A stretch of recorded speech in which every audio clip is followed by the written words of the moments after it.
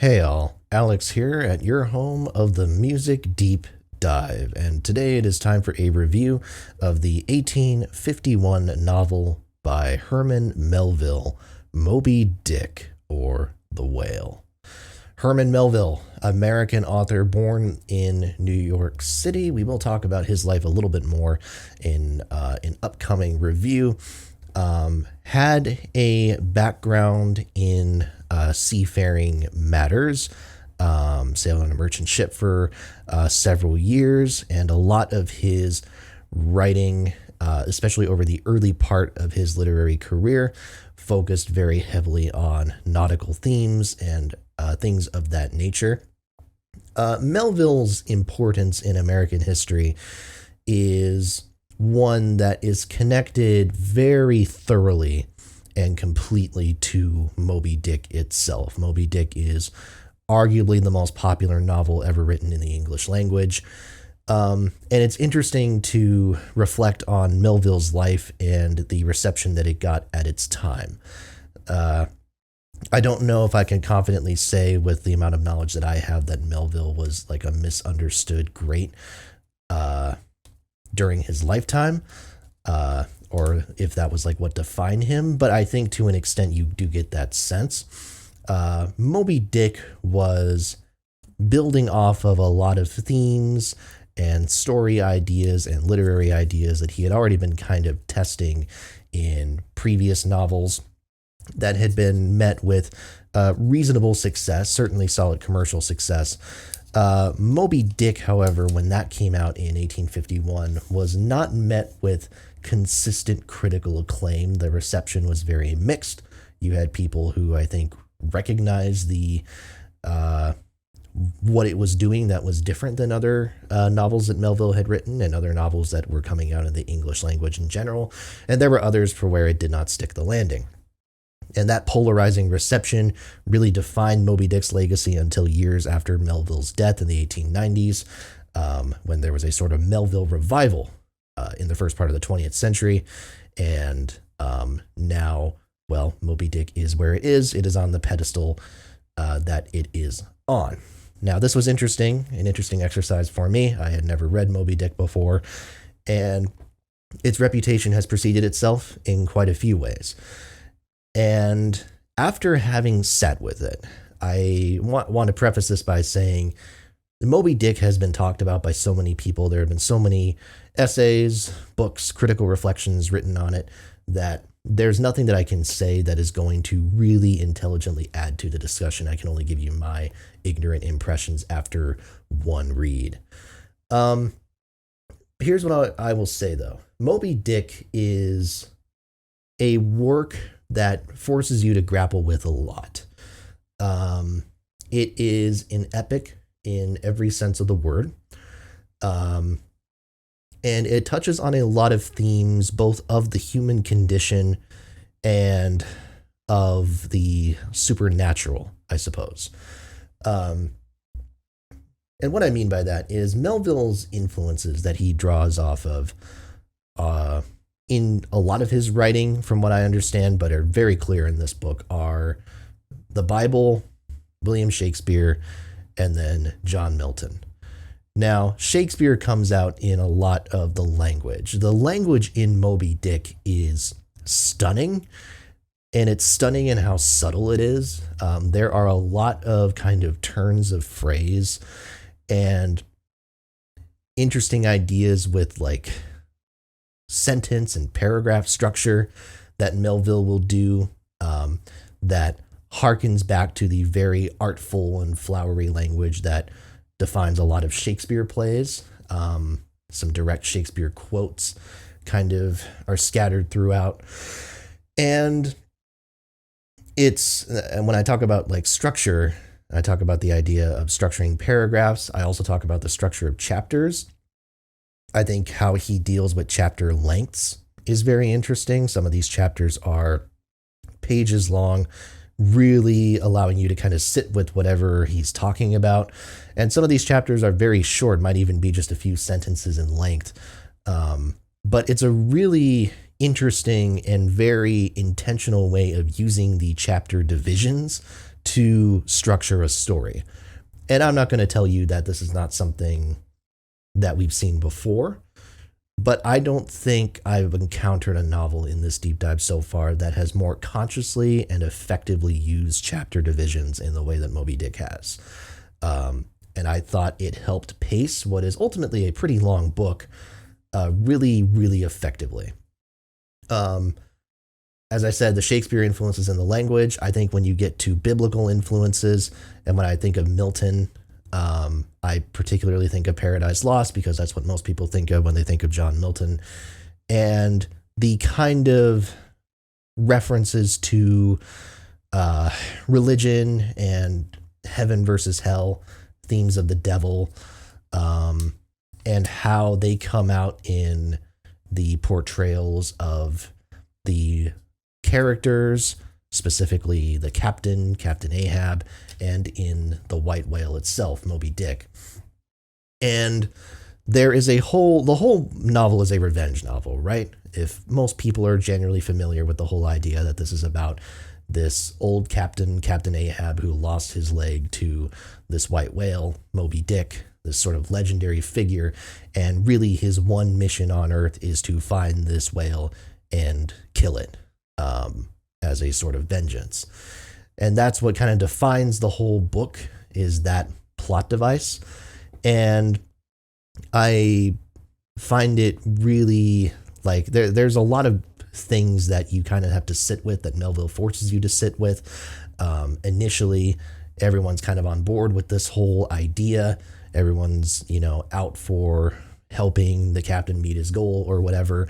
But as time goes on and they have more and more kind of unfortunate or tragic or near tragic experiences, you get much more of a sense of doubt as time goes on. And there's all these kind of foreboding signs as they lead to the grand climax at the end. And it all gets very dark. But there's a sense of tribalism in the devotion and the willingness to follow Ahab that I think unpacks a lot. That there's a lot to kind of like deal with when thinking about that. And that devotion and that kind of fascination is augmented by Melville's world building.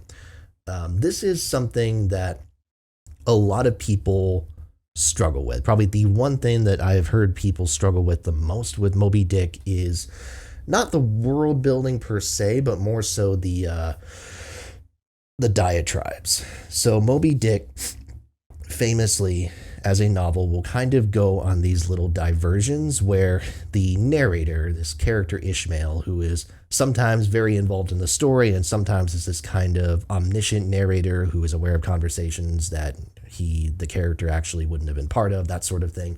In any case, the narrator will do these diversions to talk about nitty-gritty things about the whaling industry, about sailing, about whales, their biology, their some of the science behind it, right?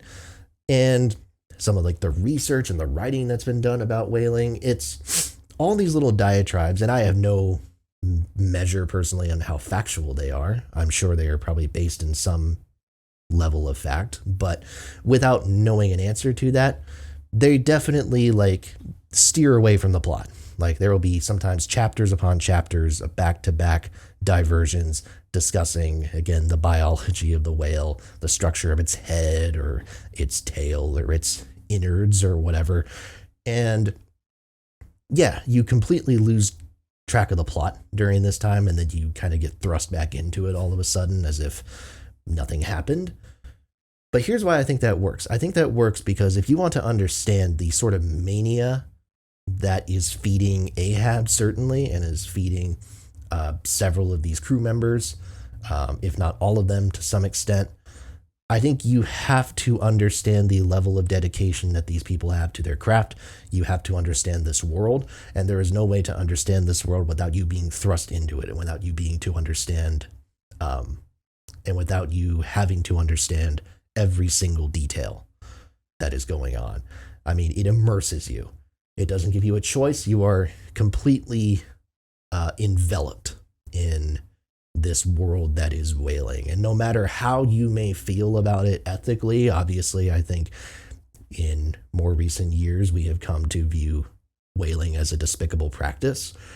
But it's hard not to get more engaged with the content as you hear the creatures being described and you hear how they are talked about in these very mythic and grandiose, again, kind of these biblical terms. The word Leviathan is used to describe the whale, and it's just so grand and so massive. And you get sucked in. How can you not be? So it's an interesting read in that sense, and that there's a lot to grapple with. I haven't talked much about the characters. I feel like the characters in some way are secondary, apart from Ahab himself, who I think is definitely the focal point in terms of his arc, such as it is, and how people perceive him throughout the course of the novel and how that changes. But what I will say is Melville famously, there are a lot of kind of discussions about themes of homosexuality in his works and what that looks like. And Moby-Dick definitely has a couple of moments that are very clear references to things, especially very early on when you have the character of Ishmael sleeping in the same bed with this character, Queequeg, with their arms wrapped around each other. And it is very homoerotic, not in a brazen way or not in a very forward way, but in a way that makes, it's one of those kind of, wink at the camera type of moments, I suppose, which is very interesting. Again, it just kind of, when you kind of realize what you're sitting with, it's like, wow, that's quite a theme to kind of be grappling with at this point, especially for an author who admittedly was rather prominent as far as American authors went at that time, even if he wasn't as critically acclaimed as someone like a Hawthorne or whoever. So yeah, when push comes to shove, like just kind of sitting with Moby-Dick as a whole, because there's so much else that people will probably want me to go into that I just can't really speak intelligently to, because that would require, I think, multiple readings of the text to really talk about it. But Moby-Dick, just from a enjoyment level, I think it's one of those things where I can understand why people would not like it, why it's not everybody's cup of tea. I don't think it's for everybody, certainly. But as far as its value and what it represents to the history of literature, it certainly occupies a very unique space from the time that I have spent reading it. It's definitely not like any other novel that I have explored to date, whether it's in this project or frankly in general. It's an adventure novel, but it is so much more than that at the same time. It is a very dark piece, very high intensity, psychological, and reflective. And there's a lot of value to that. And while I don't think everybody will like Moby-Dick, and I'm not saying everybody should like Moby-Dick, you like what you like, right? I think everybody should read it. I think it is an integral part of American literature. I understand why, having read it. And while it's not maybe the most enjoyable novel that I have ever read, again, I think when you were talking about wanting to understand the history of literature and the history of art and how humans are represented in media, you cannot understand that without having read Moby-Dick. And for that, I'm grateful. It's a strong recommendation. I did really enjoy it on a lot of levels, and you may or you may not, and that's fine. But definitely check it out if, for whatever reason, you have not yet. With that, thanks so much for watching. Please make sure to like, comment, and subscribe. As always, more reviews are to come. Hit that bell for notifications and tell a friend as well. Thanks so much, and I will see you next time right here at your home of the Music Deep Dive.